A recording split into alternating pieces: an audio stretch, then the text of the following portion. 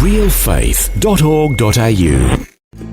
The New South Wales Police Force is the oldest force in the nation. It's the largest force in the nation, responsible for over 8 million citizens in the state. 800,000 square kilometres was my patch. But what makes it even more, I think, interesting is the fact that I came from very humble beginnings and God had a plan even when I didn't know about it. Welcome to Real Faith. Conversations about the impact faith has on our lives and the challenges we go through, helping us today and giving us hope for tomorrow. That's real people, real life, and real faith with Eric Scatterbo. Andrew Scipione was the commissioner of the New South Wales Police Force from 2007 until he retired in 2017. And he has always been a strong proponent of the view that as Christians, we should share the gospel wherever we go, and if necessary, use words. Of course, by this he means that our lives should be an example of our faith. How did this outwork in his life, and how did he become a Christian in the first place? We'll find out as Andrew shares his story with us today. Andrew Scipione, welcome to the program. Thank you, Eric. Glad to have you with us, and you're joining us from Sydney today? I am, yes, on a beautiful sunny day here in Sydney. All right, and you are a strong proponent of that view that we should share our faith through our example, in a sense. Is that right? Yes, I am. St. Francis got it right, and I think Mother Teresa used it widely, but it's a great piece of advice. The reality in life is there are far too many people who want to talk about all the things that they do, and they want to give an account, but they don't necessarily always match up. The accounts and their actions don't always equal out. So, in the business that I was in, then many people say, well, I hear a lot of words. I'll wait until I see whether the actions match the words as to whether I believe it. So, yes, I do. I think that was a wise statement that St. Francis left us. Okay, we'll speak more about that and how showing your faith outworked in your life as we hear your story today. Let's find out where it all started. Where were you born and raised?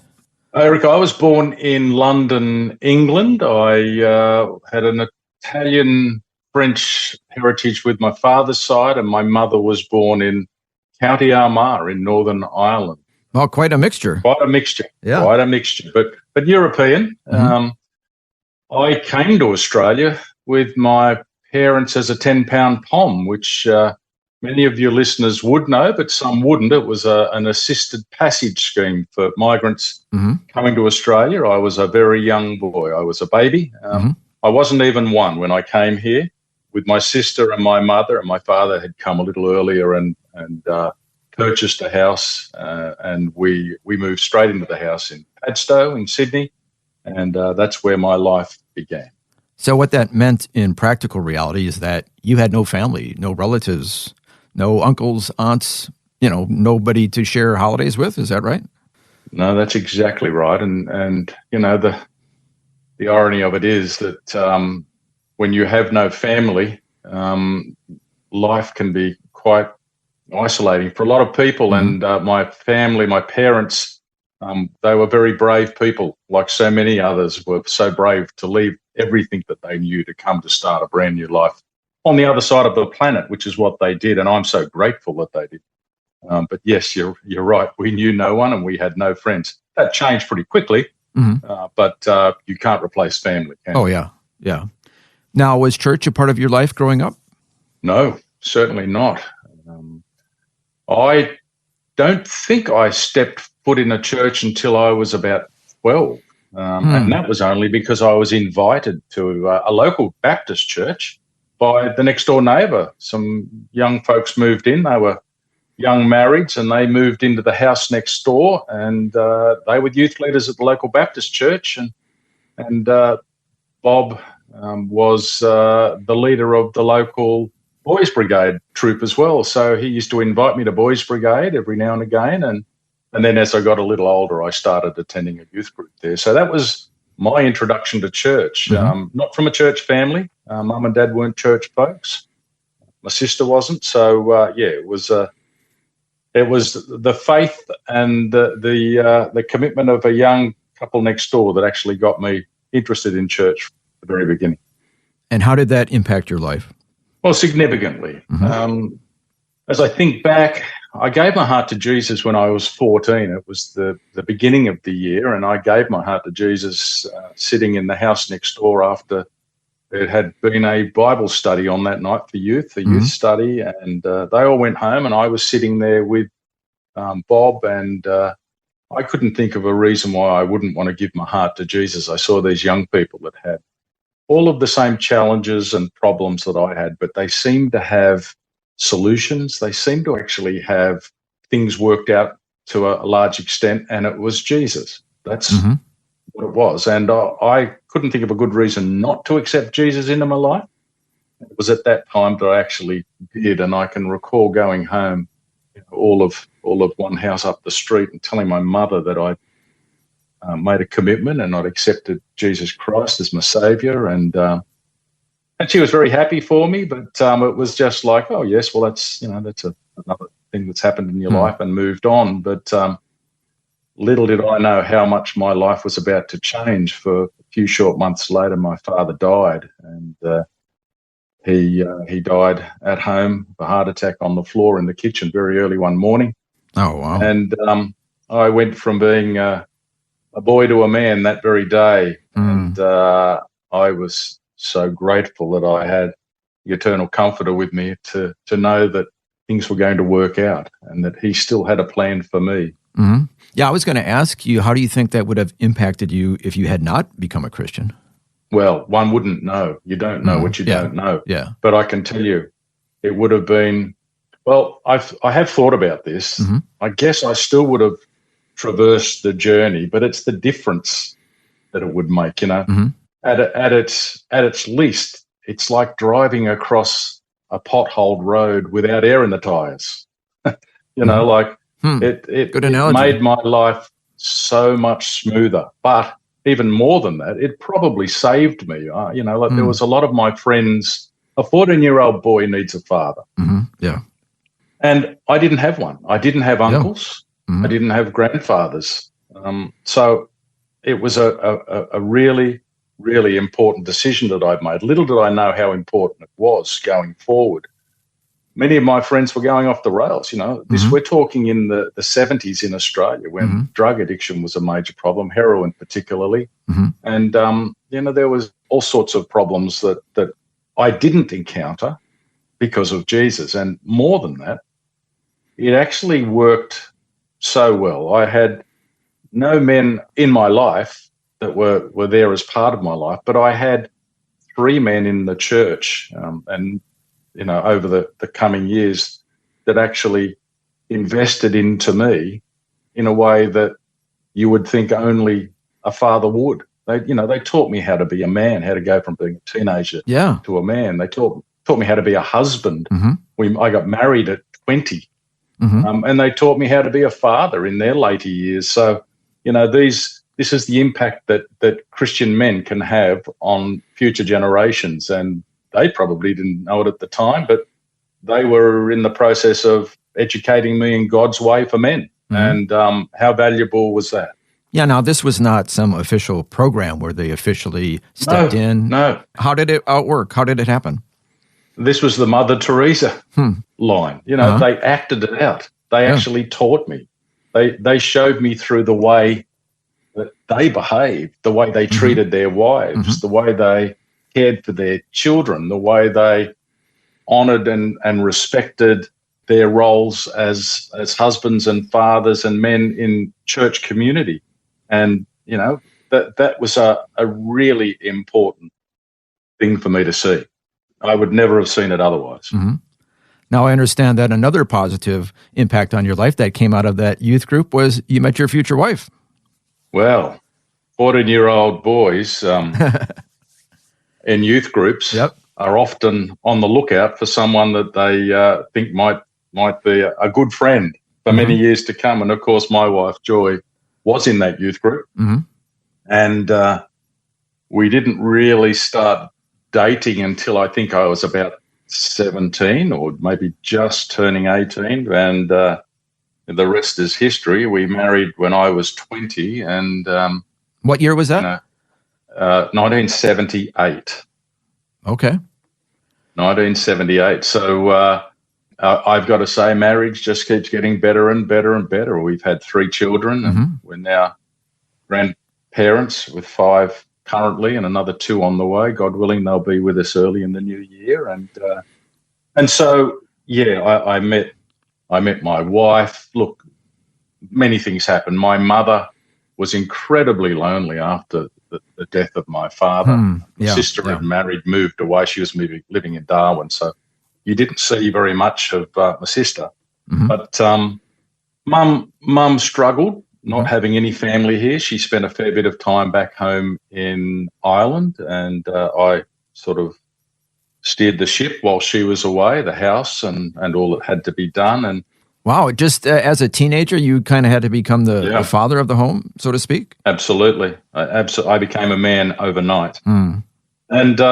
And then she came home after being away for 3 or 4 months, and then settled into life back in Australia. And a matter of a couple of years later, she gave her heart to Jesus in the same church. Oh, okay. That I had. And it's funny, I said to Mum, what made you give your heart to Jesus? What made you accept the Lord into your life? She said, I just watched you to see whether you were the real deal, whether you were, if it was a phase you were going through. And I accepted Jesus on the back of that as being genuine. And then I got more interested, and then I accepted him into my heart when I got to meet him. So, it was a hard time, but a beautiful time.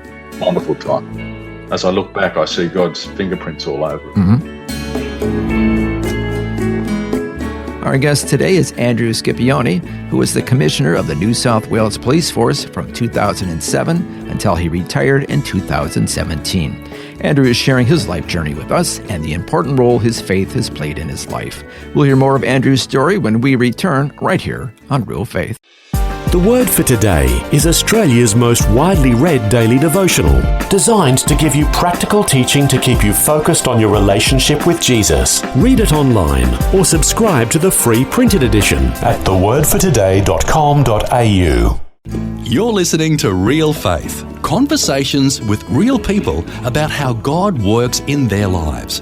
If you want to know more about integrating faith into your life, our website is realfaith.org.au. Just go to the website and you'll find helpful articles about the impact faith can have on your life.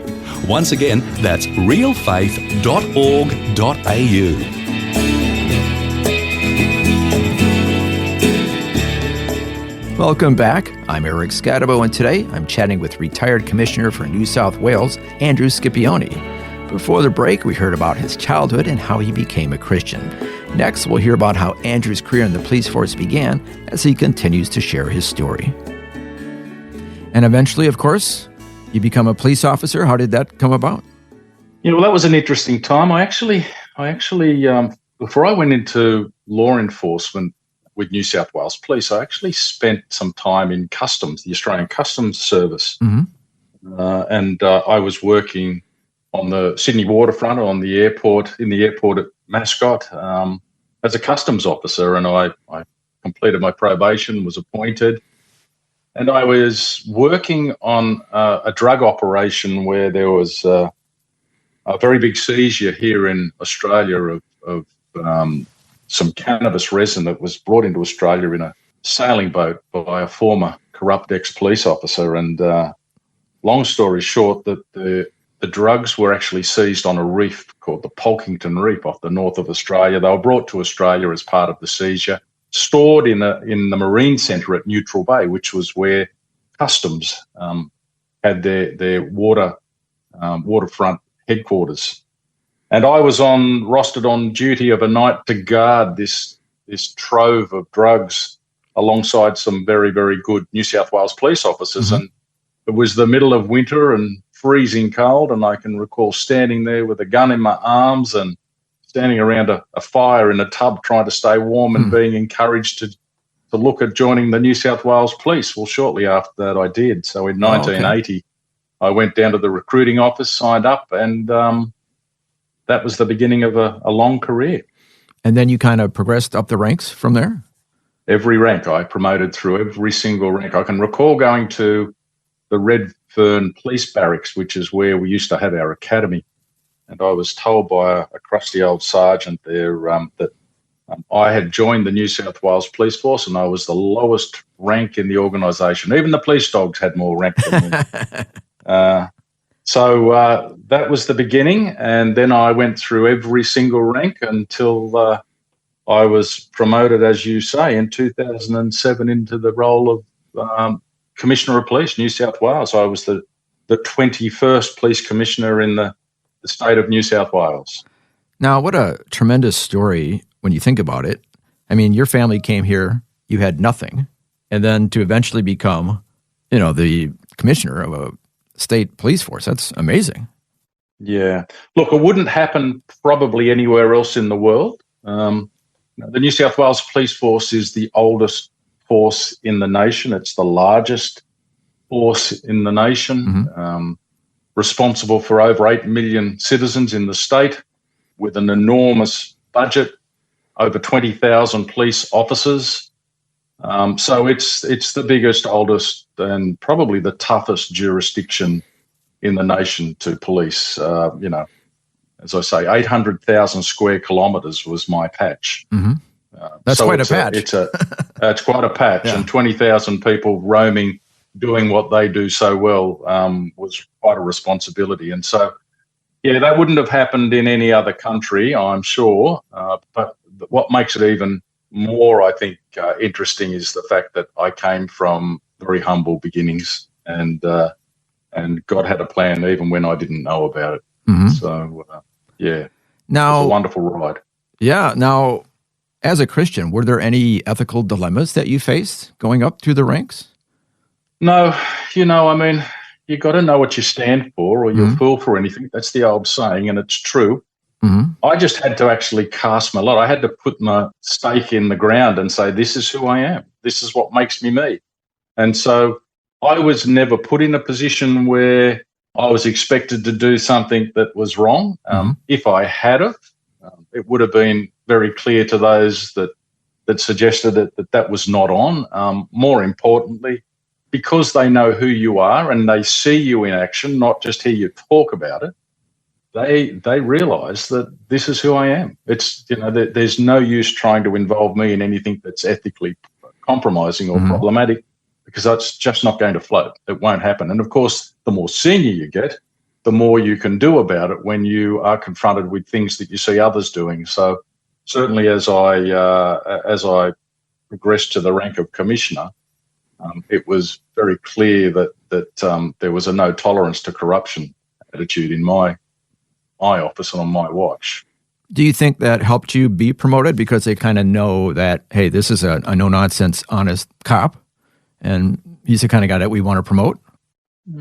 I would expect so. I mean, I haven't really teased that out with any of those that were responsible, but let me just say I was promoted by a Labor government in New South Wales, reappointed a number of times by that government, and then again reappointed by Liberal government in New South Wales. So I didn't play the politics. I don't play politics. I wasn't there to do that.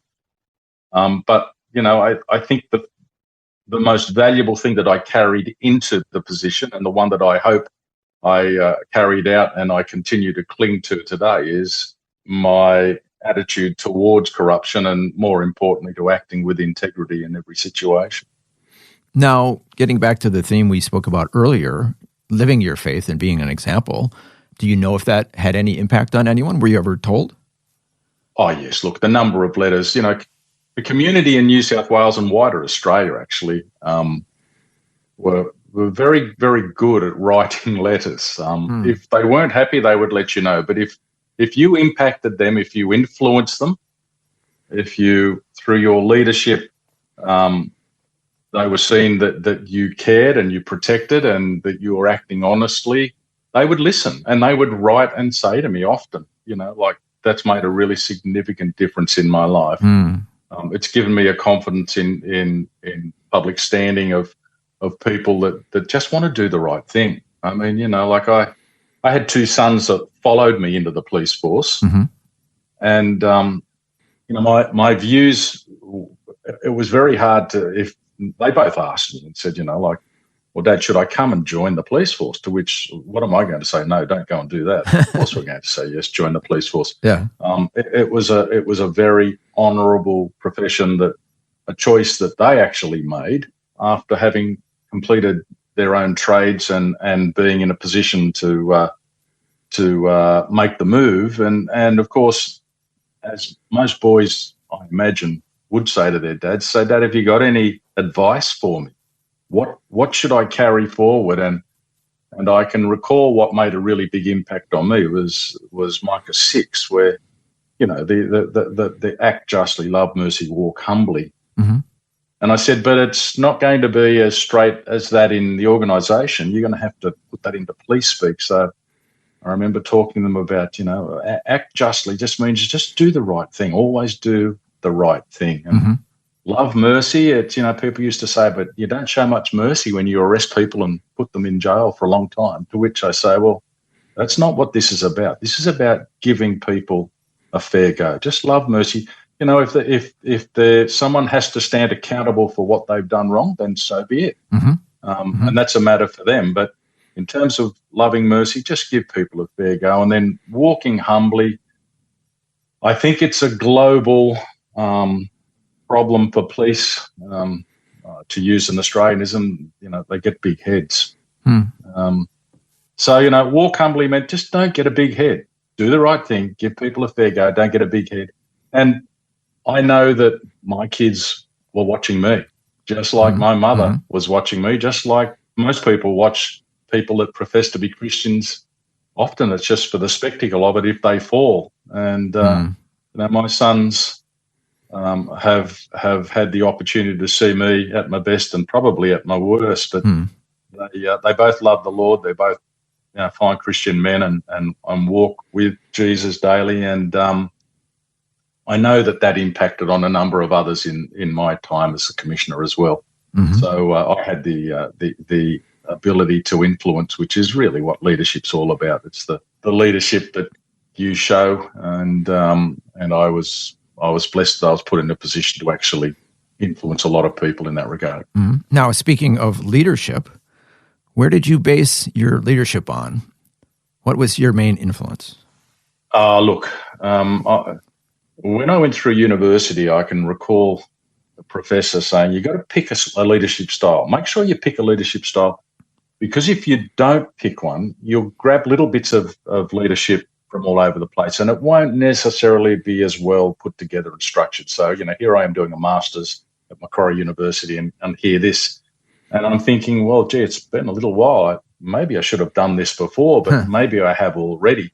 And I realised after I started looking at a number of different leadership styles and theories, there was a theory known as servant leadership that was, I guess, first captured in writing by a guy called Robert Greenleaf. Mm-hmm. But when I looked at it, servant leadership was nothing more than what Jesus did. And I then realised that my leadership style was more based on the Bible. And, I used to talk to the kids. The boys used to say, was there any good leadership books or any good management books? I said, yeah, the best one you'll ever get probably sits beside your bedside table now, like mine. It's the Bible. That's where they take all the best theories from. And so my leadership style was one of, serving those that I actually was there to lead and to give them every opportunity to succeed. But that was about being firm as well in terms of leadership and the impact that you can have around community. As I've said, leadership's all about influence. And to be honest with you, in an organisation like the New South Wales Police Force, what communities want is courageous leadership, not just leadership. Mm-hmm. And for leadership to be courageous, you really need to be authentic. Mm-hmm. That's one of the key ingredients. And we need more courageous leaders out there. And, you have to be yourself. You have to be genuine in your courage around leadership. You can't fake it. You can't fake it for too long. People work you out. And so, I then decided that I would be responsible for those that didn't have a voice. I needed to be there for those that mattered. I used to say that The people that owned me and the people that owned the New South Wales Police Force were the community of New South Wales. Mm-hmm. We were there to serve them, and I was there to serve the organisation. And what a wonderful opportunity I had. And as my time finished in that leadership role, what I realised was that with leadership comes and that position particularly, a large amount of authority. You have enormous authority, mm-hmm. but you just got to hang on to it loosely, because one day it's all gone, mm-hmm. and you're no longer the Commissioner of Police. You're back to being a person that lives in the local community, just in a normal house. And so leadership is something that sort of you move into and move out of in mm-hmm. certain ways. Yeah. But you move into other types of roles. But yeah, leadership was vitally important during my time. Well, that was part one of our conversation with retired police commissioner for New South Wales, Andrew Scipione. And it was great to hear how, even though he lost his father when he was a young teenager, the Christian men at his church took him under their wings and helped him to grow and mature into a man of faith and integrity, to the point that he's become a role model for many other men who have served as police officers under his leadership. That's a tremendous legacy to leave behind. And as we heard, it all started when Andrew was invited by his neighbors to a church youth group. Something for us all to remember when inviting others to church: you may actually be inviting a future police commissioner. Well, until next time when we'll hear part two of Andrew's story, I'm Eric Scadabo. So long, and God bless.